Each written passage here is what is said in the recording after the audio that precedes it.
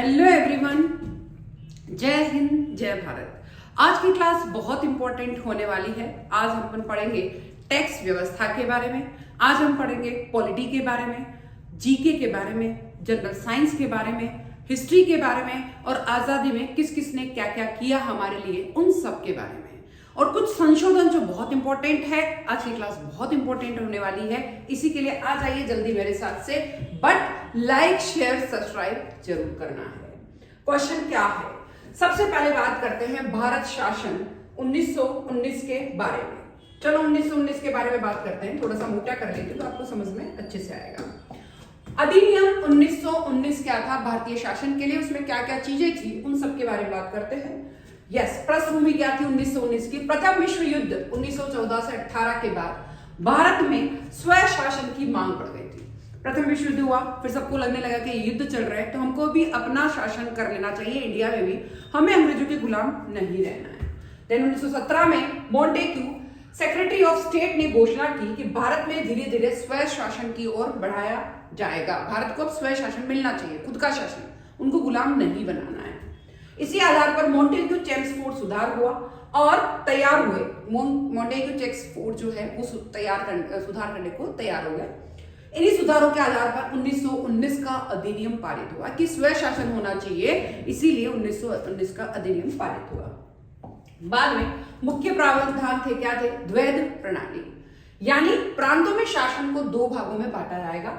आरक्षक विषय, पुलिस, न्याय, भूमि, राजस्व, ये सब गवर्नर के अधीन रहेंगे। क्या क्या? पुलिस, न्याय, भूमि, राजस्व, ये तो गवर्नर के अधीन रहेंगे। और हस्तांतरित विषय यानी शिक्षा, स्वास्थ्य, स्थानीय स्वय शासन, कृषि, ये सब भारतीय मंत्रियों के अधीन कर देने चाहिए। ऊपर वाले सब गवर्नर के अधीन रहेंगे और नीचे वाले सब भारतीय मंत्रियों के अधीन रहेंगे। तो दो विषय थे जो इंपॉर्टेंट थे, वो ऊपर गवर्नर के हाथ में रखे और नीचे वाले जो है मंत्रियों के हाथ में रखे। राजस्थान के सिरमौर के बारे में हर विषय में हर चीज बार बार बताती हूं मैं कि सिरमौर का मतलब क्या होता है। जो उनका मेन हेड होता है दैट्स कॉल्ड सिरमौर, यानी जैसे घूमर नृत्य है तो राजस्थान के सब नृत्यों का सिरमौर क्या कहलाएगा? घूमर नृत्य। उसी तरीके से और पढ़ते हैं, नृत्यों का सिरमौर क्या है? यस, राजस्थान के घूमर नृत्य। राजस्थान के वाद्य यंत्रों का सिरमौर क्या है? सारंगी। हस्तकलाओं का सिरमौर जो कहा जाता है बाड़मेर को। शेखावाटी का सिरमौर जो है वो है झुंझुनू। देन मारवाड़ का सिरमौर है मेहरानगढ़ दुर्ग। सभी दुर्गों का सिरमौर है चित्तौड़गढ़ दुर्ग, बहुत ही फेमस है चित्तौड़गढ़। मतलब राजस्थान आए, चित्तौड़गढ़ का दुर्ग नहीं देखा मतलब इंडिया में आपने कुछ नहीं देखा। जागिरी दुर्गों का सिरमौर कुचामन दुर्ग। रियासती दुर्गों का सिरमौर कुंभलगढ़ दुर्ग। देन रजवाड़ी दुर्गों का सिरमौर तारागढ़ दुर्ग। देन चावड़ियों का सिरमौर रानी जी की बावड़ी बूंदी। फिर बात करते हैं भारत सचिव और गवर्नर जनरल, उसके बारे में। सर्वोच्च शक्तियां ब्रिटिश संसद और सेक्रेटरी ऑफ स्टेट के पास रहेगी। अन्य विशेषताएं, भारत सरकार को वित्तीय मामले में कुछ स्वायत्तता रखी गई। ठीक है। सार्वजनिक सेवा आयोग की स्थापना का प्रावधान 1926 में स्थापित हुआ। देन चुनाव पद्धति में सांप्रदायिक प्रतिनिधित्व रखा गया को जारी रखा गया। देन यस, ये थोड़े से मैं आपको पहले ये पहला प्रावधान, ये देखिए 77 का तीसरा चौथा पॉइंट हो गया। इसको आप भले बाद में पढ़ लेना, इसको पहले पढ़े। भारत सरकार सचिव गवर्नर किस किस के हाथ में रखे गए। सर्वोच्च शक्तियां बड़ी संसद के हाथ में रखी गई। अन्य विशेषताएं, भारतीय सरकार के वित्तीय मामलों में कुछ स्वायत्तता रखी गई। ठीक है। सार्वजनिक सेवा आयोग की स्थापना का प्रावधान रखा गया बट उसको 1926 तक के लिए टाल दिया गया। चुनाव पद्धति में सांप्रदायिक प्रतिनिधित्व रखा गया को जारी रखा गया। देन कमियां क्या थी? प्रांतों में द्वैध शासन जटिल था जो असफल रहा। वास्तविक शक्ति अभी भी गवर्नर और ब्रिटिश अधिकारियों के पास थी, मतलब ही नहीं था भाई मेन प्रशासन तो आपने अपने पास रख लिया ब्रिटिश गवर्नर के पास। छोटी मोटी शिक्षा स्वास्थ्य ये अगर दे भी दिए गवर्नमेंट को तो फिर क्या मतलब है हमारी सरकार को। तो इसलिए मेन चीजें तो उन्होंने अपने पास रखी। सीमित पदाधिकार के कारण जनता का बहुत बड़ा भाग राजनीति में नहीं आया, इसलिए 1919 का जो है वो फेल हो गया। ठीक है। तो इस सिरमौर वाला टॉपिक आप बाद में पढ़ लें, पहले इसको पूरा कर लें। फिर आता है याद रखने योग्य बिंदु इसके क्या है? मोंटेग्यू चेम्सफोर्ड सुधार 1919 का जो अधिनियम था उसके अंदर पहली बार प्रांतों में द्वैध शासन आया। प्रांतों में क्या आया? द्वैध शासन, कुछ गवर्नर के पास कुछ मंत्रियों के पास। केंद्र में द्विसदनीय विधानमंडल आया। देन सार्वजनिक सेवा आयोग 1926 में आया और सीमित मताधिकार रखा गया। इसका मेन इंपॉर्टेंट ये था, जिसके कारण थोड़ा ये असफल रहा। फिर आता है भारत शासन अधिनियम 1919 किस सुधार पर आधारित था? यह मॉन्टेग्यू चेम्सफोर्ड सुधार पर आधारित था। भारत शासन अधिनियम 1919 किस वर्ष लागू हुआ? ये 1921 में लागू हुआ, इस चीज का ध्यान रखना। भारत शासन अधिनियम 1919 में किस शासन प्रणाली की शुरुआत हुई? इसके द्वारा द्वैध शासन प्रणाली की शुरुआत हुई। द्वैध शासन प्रणाली कहां लागू की गई? ये द्वैध शासन प्रणाली प्रांतों में लागू की गई, मेन गवर्नर के हाथ में, बचे हुए मंत्रियों के हाथ में। 1900 अधिनियम के तहत प्रांतों को कितने विषय में बांटा गया था? आरक्षित और हस्तांतरित विषय में बांटा गया था। फिर आरक्षित विषय किसके अधीन थे? गवर्नर और उसकी कार्यकारिणी के अधीन थे। जबकि हस्तांतरित विषय किसके अधीन थे? हस्तांतरित विषय भारतीय मंत्रियों के पास थे। भारत शासन अधिनियम 1919 के अंतर्गत केंद्र में कौन सी व्यवस्था लागू की गई? द्विसदनीय विधानमंडल लागू किया गया, 2 सदनों का विधानमंडल। फिर 1919 का अधिनियम के तहत केंद्र में उच्च सदन का नाम क्या था? परिषद सभा। क्या था उच्च सदन का नाम? परिषद सभा था। ठीक है, परिषद सभा में कितने सदस्य थे? परिषद सभा में टोटल 60 सदस्य थे। फिर 1919 के अधिनियम के तहत निचले सदन का नाम क्या था? निचले सदन का नाम था विधानसभा। फिर विधानसभा में कितने सदस्य थे? विधानसभा में 145 सदस्य थे। 1919 का अधिनियम पढ़ रहे। 1900 अधिनियम के अंतर्गत किस आयोग की स्थापना का प्रावधान किया गया? सार्वजनिक सेवा आयोग का प्रावधान किया गया। सार्वजनिक सेवा आयोग की स्थापना कब हुई? सार्वजनिक सेवा आयोग की स्थापना प्रावधान पहले 1919 में किया गया, पर आयोग की स्थापना 1926 में हुई थी। इस चीज का ध्यान रखना। फिर भारत शासन अधिनियम 1919 में मताधिकार किस आधार पर किया गया? शिक्षा, संपत्ति और कर भुगतान के आधार पर। जो ज्यादा शिक्षित होगा, जिसकी संपत्ति ज्यादा होगी और जिसका कर ज्यादा वो देता है, उसके आधार पर। फिर 1919 का अधिनियम के तहत लगभग कितने प्रतिशत लोगों को मताधिकार मिला? लगभग 10% लोगों को मताधिकार मिला। 1900 अधिनियम के तहत गवर्नर जनरल के पास कौन सी शक्ति थी? वीटो शक्ति थी गवर्नर जनरल के पास। फिर तो बचा ही क्या, वीटो जब गवर्नर जनरल के पास आ गया तो हमारे पास तो कुछ भी नहीं। भारत शासन अधिनियम 1919 में किस प्रकार के प्रतिनिधित्व को जारी रखा गया? सांप्रदायिक प्रतिनिधित्व को जारी रखा गया। भारत शासन अधिनियम 1919 की घोषणा किसने करी थी? मॉन्टेग्यू चेम्सफोर्ड ने घोषणा करी थी। भारत शासन अधिनियम 1919 को कांग्रेस ने क्यों अस्वीकार किया? क्योंकि यह अधूरा सुधार था, पूरा नहीं था। 1900 अधिनियम लागू होने के बाद कांग्रेस ने कौन सा आंदोलन प्रारंभ किया था? असहयोग आंदोलन, जो कि 1920 में शुरू किया। 1919 अधिनियम किस युद्ध के बाद प्रारंभ हुआ? यह प्रथम विश्व युद्ध के बाद प्रारंभ हुआ। भारत शासन अधिनियम 1919 का मुख्य उद्देश्य क्या था? भारतीयों को एकदम सीमित स्वय शासन देना, एकदम सीमित उद्देश्य था। मतलब आपने कुछ भी कर दिया पर थोड़ा सा अधिकार दिया हमारी इंडियन गवर्नमेंट को। 1919 अधिनियम में प्रांतों को किस प्रकार की स्वायत्तता दी गई? आंशिक स्वायत्तता, पूरी स्वतंत्रता नहीं थी। 1919 अधिनियम के अंतर्गत केंद्र और प्रांत के बीच किस प्रकार का संबंध था? केंद्र के अधीन प्रांत थे। किस अधिनियम ने पहली बार भारत में द्विसदनीय विधानमंडल स्थापित किया था? भारत शासन अधिनियम 1919 ने द्विसदनीय विधानमंडल प्रारंभ किया। कांग्रेस ने भारत शासन अधिनियम को 19 को क्या कहा था? अधूरा सुधार कहा था कांग्रेस ने। 1919 अधिनियम में कौन सा नया पद या निकाय प्रस्तावित था? सार्वजनिक सेवा आयोग, जो कि 1926 में आया, वो नया था। भारत शासन अधिनियम 1919 के तहत कानून निर्माण में अंतिम अधिकार किसका था? अंतिम अधिकार था गवर्नर जनरल का। भारत शासन अधिनियम 1919 किसके लिए एक मार्ग प्रशस्त करता है? यह भारतीय स्वय शासन की दिशा में पहला कदम देता है। अब देखिए करों के बारे में बात करते हैं। सबसे फर्स्ट है प्रत्यक्ष कर। प्रत्यक्ष कर कौन कौन से हैं? एक तो आय कर है, एक संपत्ति कर, एक उपहार कर, निगम कर, भू राजस्व, मृत्यु कर। बात करते हैं टैक्सेस के बारे में इकोनॉमिक्स के अंदर कि टैक्सेस सबसे पहले कौन कौन से रखे गए, कौन कौन से प्रत्यक्ष कर थे, कौन से अप्रत्यक्ष कर थे, बाद में किस कर को रखा गया, किसको हटा दिया गया। थोड़ा सा इसके बारे में बात करते हैं, इकोनॉमिक्स का टॉपिक है। तो आय कर प्रत्यक्ष कर होता है, आय पे लगाया जाता है। संपत्ति कर प्रत्यक्ष कर होता है, जिसकी संपत्ति ज्यादा होगी उस पर लगाया जाएगा। उपहार कर, गिफ्ट जो ज्यादा देंगे उस पर टैक्स लगाना। निगम कर, कॉर्पोरेट कंपनीज पे कर लगाना। भू राजस्व और मृत्यु कर, स्टेट ड्यूटी, ये सब मिला के क्या कहलाते हैं? Direct taxes. अप्रत्यक्ष कौन से थे? बिक्री कर, यानी प्रोडक्शन पे टैक्स लगाना, दैट्स कॉल्ड बिक्री कर। तट कर, ऑक्ट्रॉय, ये तट कर होता है। उत्पाद कर यानी एक्सेस ड्यूटीज। सीमा शुल्क यानी एक देश से दूसरे देश में जो माल भेजा जाता है, ले जाया जाता है, उस पर जो टैक्स लगता है, दैट्स कॉल्ड सीमा शुल्क, कस्टम ड्यूटीज। केंद्र सरकार से संबंधित कर कौन से थे उसके बारे में बात करते हैं। केंद्र सरकार के कौन कौन से कर है? आय कर केंद्र सरकार का है, निगम कर केंद्र सरकार का है, संपत्ति कर केंद्र सरकार का है, उत्तराधिकार कर इनहेरिटेंस कर जो है वो किसका है? केंद्र सरकार से संबंधित कर है। धन कर केंद्र सरकार से संबंधित कर है। उपहार कर केंद्र सरकार से संबंधित कर है। सीमा शुल्क केंद्र सरकार से संबंधित कर। कृषि धन पर कर केंद्र सरकार से संबंधित कर। बट भारतीय कर व्यवस्था, इंडियन टैक्स सिस्टम कैसा है उसके बारे में बात करते हैं। राज्य सरकार से संबंधित कर कौन कौन से हैं?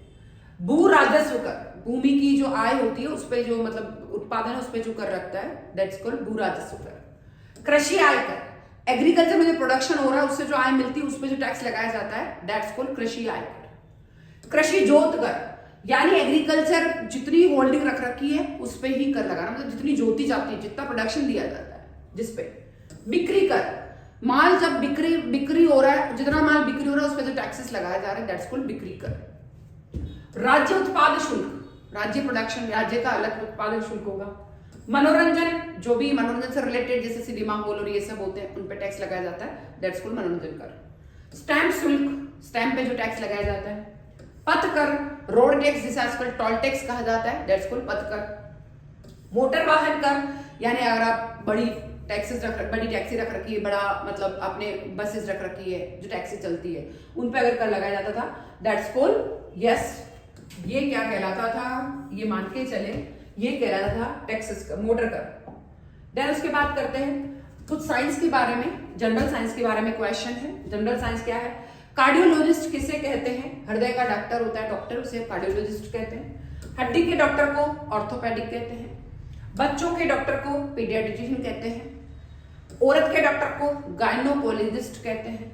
किडनी के डॉक्टर को नेफ्रोलॉजिस्ट कहते हैं, नेफ्रोलॉजिस्ट किडनी का डॉक्टर। सर्जरी को डॉक्टर को सर्जन कहते हैं।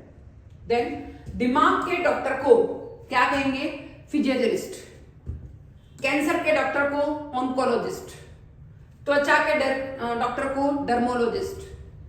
आंखों के डॉक्टर को ऑफ्थोल्मोलॉजिस्ट। दांत के डॉक्टर को डेंटिस्ट। पशु के डॉक्टर को वेटेरियन। सामान्य डॉक्टर को जनरल डॉक्टर। नाक कान गला वाले को ईएनटी स्पेशलिस्ट। नर्सेस को नर्स बोलते हैं। इस तरीके से जनरल साइंस के क्वेश्चन, डॉक्टर किसको बोलते हैं। अब शिक्षक दिवस विशेष के बारे में कि शिक्षक दिवस कब मनाया जाता है, क्यों मनाया जाता है, किसकी याद में मनाया जाता है। भारत में शिक्षक दिवस हर वर्ष 5 सितंबर को मनाया जाता है। यह दिन भारत के दूसरे राष्ट्रपति डॉक्टर सर्वपल्ली राधाकृष्णन के जन्म दिवस के उपसर्ग पे मनाया जाता है। डॉक्टर राधाकृष्णन महान दार्शनिक थे, शिक्षाविद थे और राजनीतिज्ञ भी थे। उन्होंने भारतीय संस्कृति, राष्ट्रीय चिंतन, दार्शनिक चिंतन आदि विषयों पर कई ग्रंथ लिखे थे। वे भारत रत्न 1954 से सम्मानित हुए थे, इस चीज का ध्यान रखना। फिर 1962 में राष्ट्रपति बनने के बाद उन्होंने छात्र व मित्रों के उनके जन्मदिन को शिक्षक दिवस के रूप में मनाना शुरू कर दिया। 62 के बाद से उनका मानना था सच्चे शिक्षक वे होते हैं जो हमें वर्तमान से भविष्य की ओर देखने की प्रेरणा देते हैं। दैट्स कॉल्ड शिक्षक दिवस के रूप में मनाया जाता है। इस दिन विद्यालय व महाविद्यालय में छात्र अपने शिक्षक को सम्मानित करते हैं। भारत सरकार इस अवसर पर श्रेष्ठ शिक्षकों को राष्ट्रीय शिक्षक पुरस्कार देती है। 2022 से राष्ट्रीय पुरस्कार में शिक्षकों को 10 लाख रुपए और एक पदक दिया जाने वाला लगा है। 2022 से अंतरराष्ट्रीय तथ्य क्या है इससे रिलेटेड? विश्व शिक्षक दिवस, वर्ल्ड टीचर्स डे हर वर्ष मनाया जाता है। 5 अक्टूबर को यूनेस्को द्वारा मनाया जाता है। देखिए, विश्व शिक्षक दिवस कब मनाया जाता है? 5 अक्टूबर को। विश्व वर्ल्ड टीचर्स डे हर वर्ष 5 अक्टूबर को मनाया जाता है यूनेस्को द्वारा। 66 में यूनेस्को और आईएलओ की सिफारिशों को मान्यता देने हेतु यह दिन निर्धारित हुआ था। फिर बात करते हैं शिक्षक दिवस पर शिक्षा क्षेत्र में योगदान देने वाले व्यक्तियों को सम्मानित किया जाता है। यह दिन छात्र और शिक्षक के बीच संबंध को मजबूत करता है। प्रतियोगी परीक्षाओं में अक्सर पूछा जाता है ये क्वेश्चन कि भारत में शिक्षक दिवस कब मनाया जाता है, ये किसके जन्म दिवस पर मनाया जाता है, विश्व शिक्षक दिवस कब मनाया जाता है, सर्वपल्ली राधाकृष्णन को भारत रत्न कब मिला था? 1954 में। प्रथम राष्ट्रीय शिक्षक पुरस्कार कब शुरू हुआ? 1962 में। अब आता है स्वच्छ सर्वेक्षण 2024-25 से रिलेटेड पुरस्कार समारोह आयोजित किया गया। स्थान था विज्ञान भवन न्यू दिल्ली में। मुख्य अतिथि थे भारत के राष्ट्रपति श्रीमती द्रौपदी मुर्मू। 2024-25 में जो है स्वच्छ सर्वेक्षण मनाया गया था, पुरस्कार समारोह मनाया गया था न्यू दिल्ली में विज्ञान भवन में। द्रौपदी मुर्मू ने ये पुरस्कार दिए थे। सम्मान प्राप्त करने वाले राजस्थान के नगर निकाय डूंगरपुर आदिवासी बहुल जिला था। पुरस्कार था सुपर स्वच्छ लीग शहर। स्वच्छता क्षेत्र में उत्कृष्ट कार्य हेतु सम्मानित किया गया था डूंगरपुर शहर को। जयपुर ग्रेटर नगर निगम पुरस्कार दिया था प्रॉमिसिंग स्वच्छ शहर के लिए।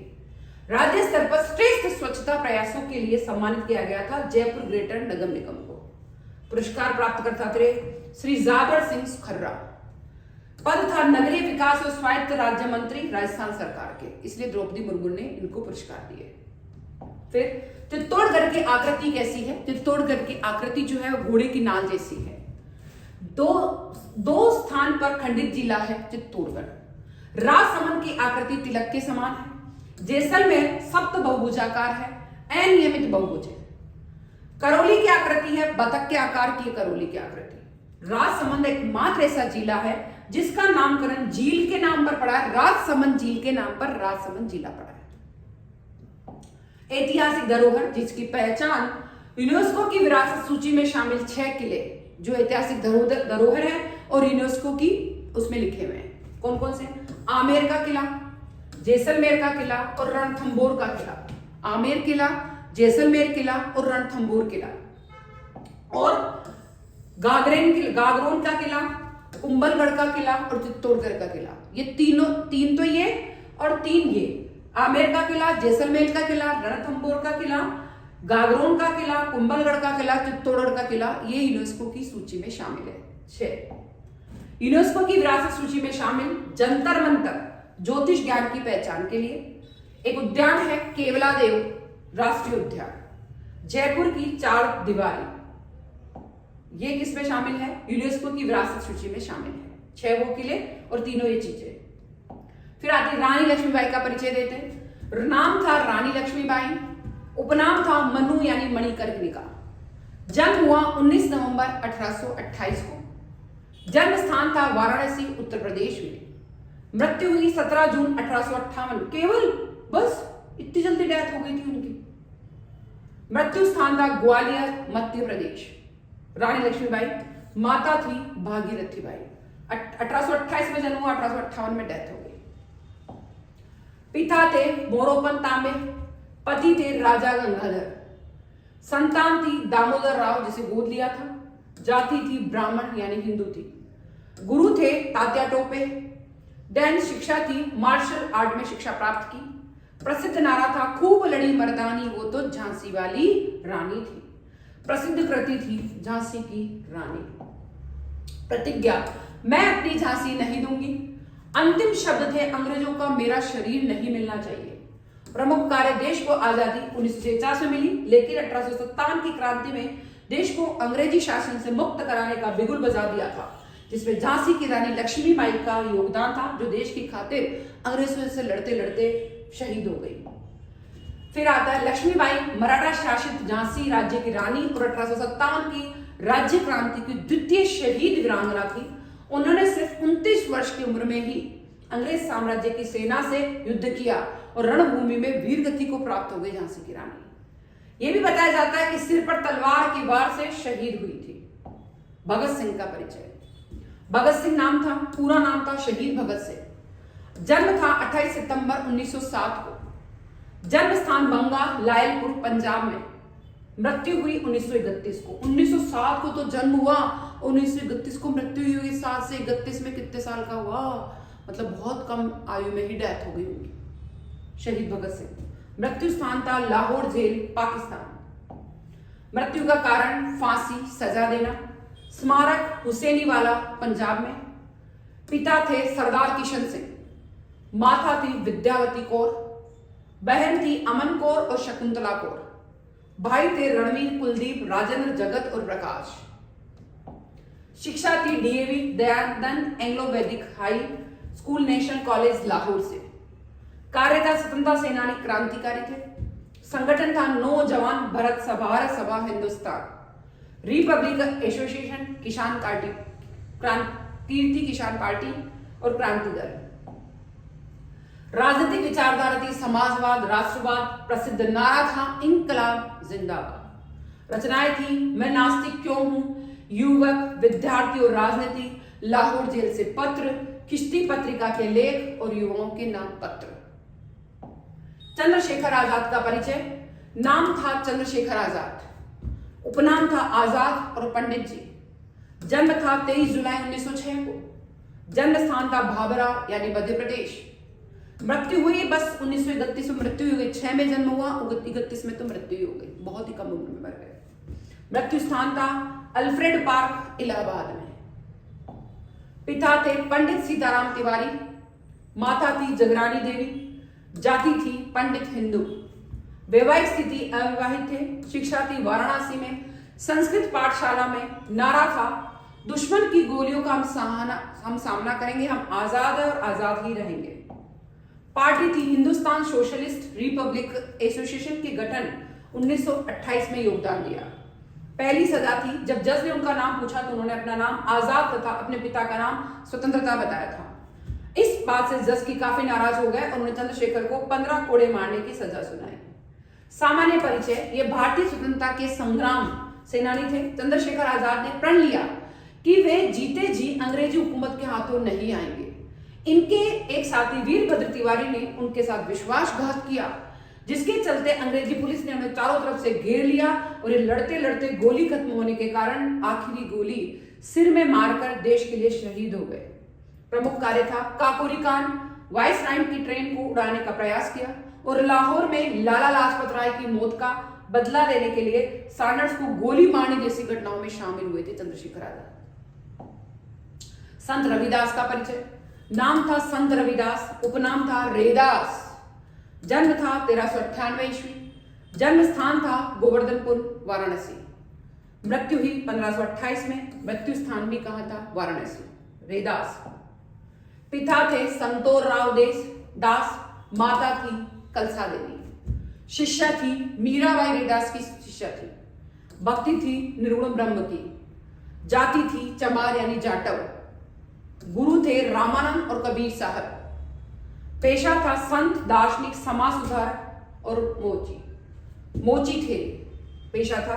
भाषा शैली थी अवधी, राजस्थानी, खड़ी बोली और उर्दू। सामान्य परिचय। संत रविदास के जन्म के विषय में विभिन्न भ्रांतियां हैं। कुछ विद्वान इनका जन्म 1377 तथा कुछ 1378 तथा कुछ विद्वान 1398 बोलते हैं। रैदास ने साधु संतों की संगति से पर्याप्त व्यवहारिक ज्ञान प्राप्त किया। ये निर्गुण संप्रदाय के थे। ये बहुत प्रसिद्ध तथा कबीर के समकालीन कवि थे। रविदास की वाणी भक्ति की सच्ची भावना, समाज के व्यापक हितकारी तथा मानव प्रेम के उपरोक्त थी। मूर्ति पूजा, तीर्थ यात्रा जैसे दिखाओं में रविदास का बिल्कुल भी विश्वास नहीं था।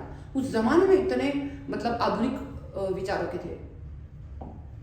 वह व्यक्ति की आंतरिक भावना और आपसी भाईचारे को ही सच्चा धर्म मानते थे। रैदास ने अपनी काव्य रचना में सरल व्यावहारिक भाषा का प्रयोग किया है। रविदास को उपमा और रूपक अलंकार से विशेष प्रेम था। सीधे साधे पदों में संत कवि ने हृदय के भाव बड़ी सफाई से प्रकट किए। तो इस तरीके से आज की क्लास बहुत इंपॉर्टेंट, जिसमें हमने 1919 का अधिवेशन एक्ट देखा, जिसमें हमने हिस्ट्री के कुछ महान जो वीर व्यक्ति थे उनके और कुछ गाथाओं के बारे में जो बताते हैं रैदास, उनकी जीवनकालीन देखी। कुछ हमने स्टैटिक जीके देखा। तो इस तरह की क्लास बहुत इंपॉर्टेंट है। बस उसमें स्टार्टिंग के जो बीच की लाइन है वो उसको हटा देना, सिरमौर वाला। बाकी सब कुछ एज इट इज पढ़ के जाना है। सिरमौर लास्ट वीडियो में भी दिया है। घूमर नृत्य इसमें सबसे ज्यादा इंपॉर्टेंट है, इसलिए घूमर को ही ज्यादा ध्यान रखें। और मैं फिर आऊंगी, जल्दी आऊंगी, जरूर आऊंगी, जब तक एसएससी का जीके पूरा मेरे क्लासेस से पढ़ के रखें। ध्यान रखें। कुछ और टॉपिक भी पढ़ना हो तो जरूर शेयर करें, जरूर कमेंट करें। जाते जाते सब्सक्राइब करना नहीं भूलना है।